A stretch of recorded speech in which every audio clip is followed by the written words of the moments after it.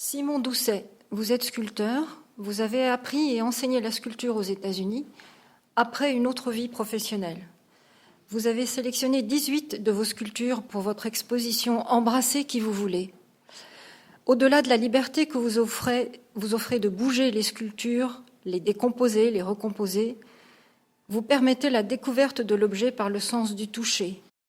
Pour moi, le toucher est important. J'essaie que les gens touchent la sculpture, d'une part pour ressentir la beauté du marbre et du bronze, et bon, des pièces en mix média, en résine que je propose.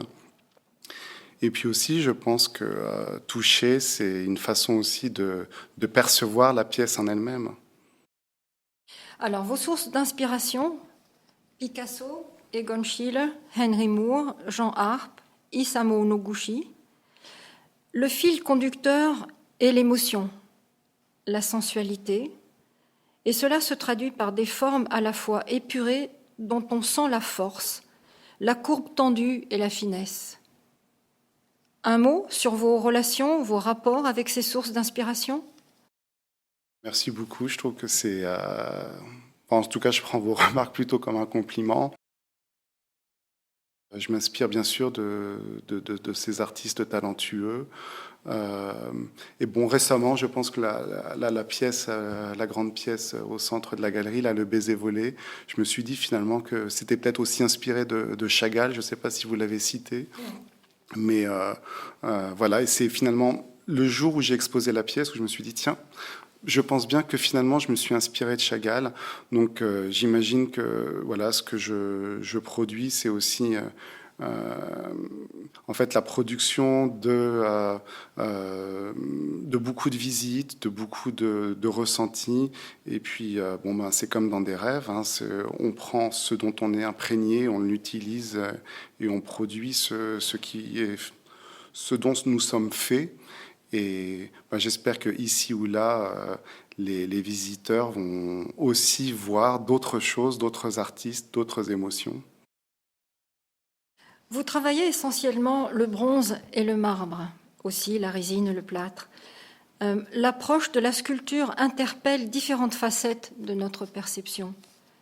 L'intérieur, l'extérieur, la texture, l'ombre, la lumière. Faites-nous pénétrer dans votre esprit pour ces différentes facettes qui nous permettent de tourner autour d'une sculpture et rentrer dans la sculpture. J'ai appris récemment que les sculpteurs avaient un dieu, le dieu Terminus, le dieu romain Terminus, qui était en fait des bornes posées à la limite des empires ou des territoires. Là, physiquement, on peut toucher l'intérieur et l'extérieur. Physiquement, on peut texturiser une pierre, on peut effectivement faire un plein, un vide. Bon, bah, c'est la technique de la ronde bosse. Idem aussi pour les bas-reliefs. Donc, ben, l'idée, effectivement, dans la sculpture, c'est de jouer sur ces ombres, de jouer sur les éclats de lumière. Avec avec le marbre, on peut jouer aussi sur la transparence, on peut jouer sur la couleur, on peut jouer bien sûr sur les textures, on peut donner du lisse, on peut donner du brut. Pour conclure, Simon, vous êtes attentif à l'échange, vous ouvrez votre atelier au public sous différents formats, stages, visites ciblées, vous êtes sensible au potentiel de l'apprentissage de l'art à l'école, vous avez appris la poterie en école primaire. Que pensez-vous de cet apprentissage aux enfants ? On sait très bien que la manipulation est une façon non seulement de prendre plaisir dans l'apprentissage, mais aussi de développer l'intellect des enfants et puis même une certaine, peut-être apaiser les esprits ou rendre l'apprentissage à la fois plus ludique, moins stressant. Le toucher me paraît un sens essentiel, à la fois pour prendre plaisir à la vie, à la fois pour prendre plaisir à l'apprentissage, mais aussi comme vecteur possible pour développer encore son intelligence. J'adore recevoir les enfants et j'ai beaucoup travaillé aussi avec les personnes âgées. hein, les personnes à la retraite. Et c'est toujours un plaisir, quel que soit l'âge, de toucher et de créer. Et à la fois, ça détend et ça... voilà, je pense que ça peut aider à rendre, sinon plus intelligent, au moins plus heureux.